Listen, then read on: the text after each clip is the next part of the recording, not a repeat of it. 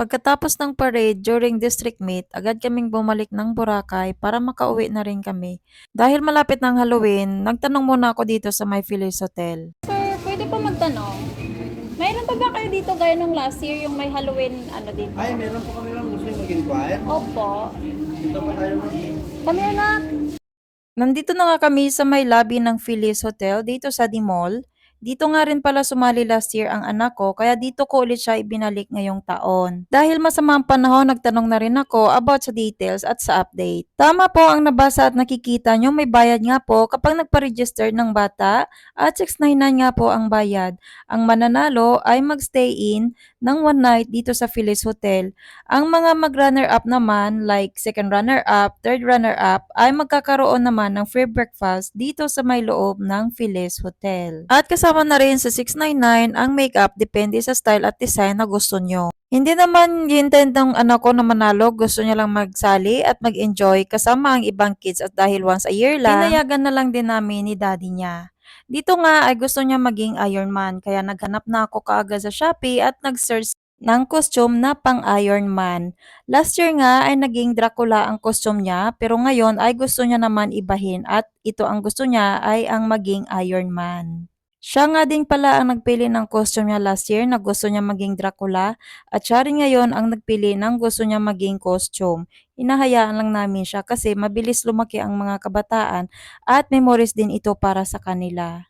Nung nakapili na nga ako ng costume ng anak ko, agad ko na ito chinek out at syempre, hihintayin ko na lang hanggang sa dumating. Morning. So today is October 31. Sa lubong ng Halloween dito sa Boracay. At ang anak ko ay very excited na. So ngayon, ibibigay ko na sa kanya ang kanyang costume. Matagal na rin dumating pero hindi ko lang binigay sa kanya. Ngayon ko palang ibibigay. And syempre, naligo na rin ako kasi magre-ready na kami. Are you ready to see your costume? Yes, but Yeah?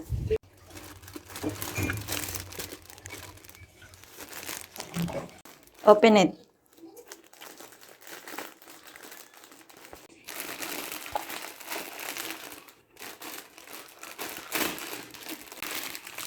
Ah. What is that? Iron Man.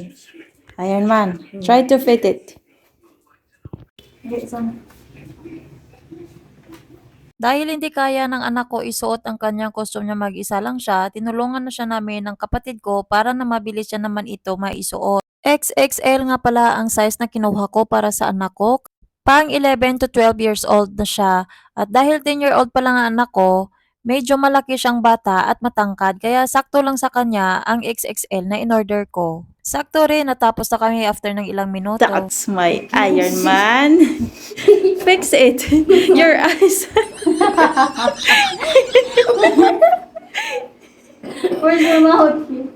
Nobody can recognize you. Do like this.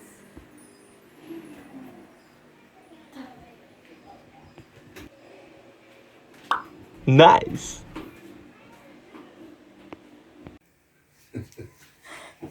He is the Iron Man today. And go see what you get. All right. Okay. Love you. I Bye. love you so much. Son. Say bye. Bigla nga rin naging emotional si Babe dahil naalala niya ang mga nakaraan na nagagawa pa namin magkasama bilang family at ngayon bigla niya na lang daw na hindi na magawa. Sabi ko rin kapag alam niya kaya niya na lalabas kami bilang isang pamilya. Okay, ready na kaming umalis dahil ready na rin ang anak ko. Sa Feliz Hotel kami pupunta. At nakasakay na nga rin pala kami ng e-trike papuntang Dimol kung saan ay doon ang destinasyon na pupuntahan namin. Nakarating na nga kami dito sa Dimol at ito naglalakad na kami ng anak ko papuntang Feliz. At ito na nga kami sa Feliz, sakto naman na nag-i-start na. Hindi pa naman talagang totally nag-start pero marami ng mga bata ang naka-costume at yung mga staff naman ng Feliz Hotel na mga naka-costume din. Tapos dumiretso na lang kami sa loob Para naman kumuha ng number, dito pala ang kanilang makeup area at dito naman ang registration area nila. At dahil nga na-registered ang anak ko, kailangan ko kunin ang number ng anak ko. Patunay ito na nag-registered ka dito sa kanila sa Feliz Hotel. At ito nga ang kanilang maniobra dito sa Feliz Hotel. Actually, mas maganda pa yung design nila nung last year kisa noon. Or siguro ngayon kasi ay talagang napakasama ng panahon gawa nga ng may bagyong Christine at Leon. Pero kahit may bagyo pa man, walang makakapigil sa excitement nitong mga bata.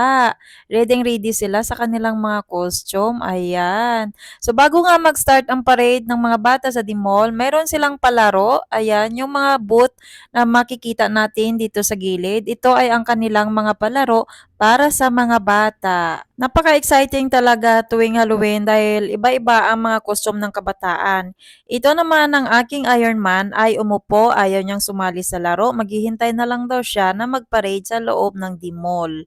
Kung mapapansin nyo ay talagang makulimlim pero sige lang, go lang, walang makakapigil sa saya ng mga kabataan. Ito nga rin pala ang ibang mga staff ng Feliz. Ayan, naka-costume din sila. Ang cute nila. Ayan, yung madre nagagalit na. Charot lang. Ang cute talaga ng mga staff sa Feliz kasi ang galing nila, nagko-costume din sila.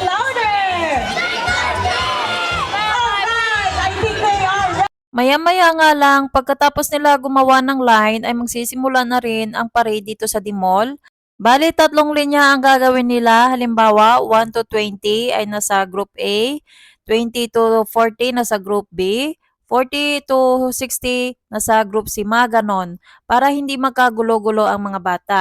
Dito nga ay nag-start na nga sila sa kanilang pagparade. Nag-isa-isa na nga sila sa pagpunta ng mga restaurant dito sa loob ng D-Mall. Syempre, bilang magulang, ramdam mo rin ang saya na nararamdaman ng mga anak natin, kagaya sa akin. Sunod-sunod lang ako dyan sa anak ko, pero alam ko na natutuwa ang anak ko, natutuwa na rin ako. At lalong hindi ko to na-experience nung kabataan ko, kaya wala lang, feeling ko bumabalik na rin ako sa pagkabata ko.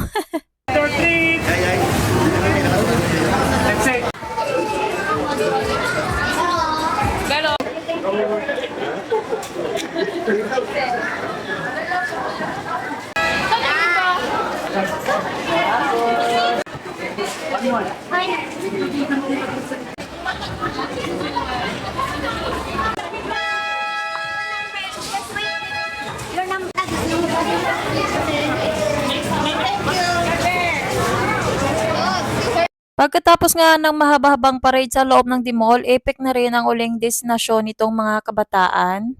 At mabuti na lang din na natapos na ang parade dahil bigla din naman bumuhos ang napakalakas na ulan. Kaya naman tumakbo na lang kami ng anak ko papunta sa restaurant dahil nga ginutom at nauhaw na rin ang aking Iron Man. Kaya ito, habang naulan ng malakas ay kumain naman kami, nag-order ako ng seafood soup.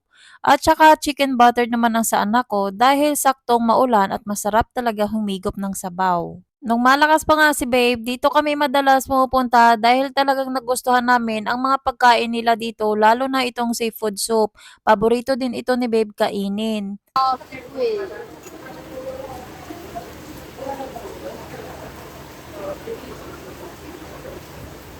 Tara kain! See you on my next vlog. Hanggang dito na lang muna. Bye!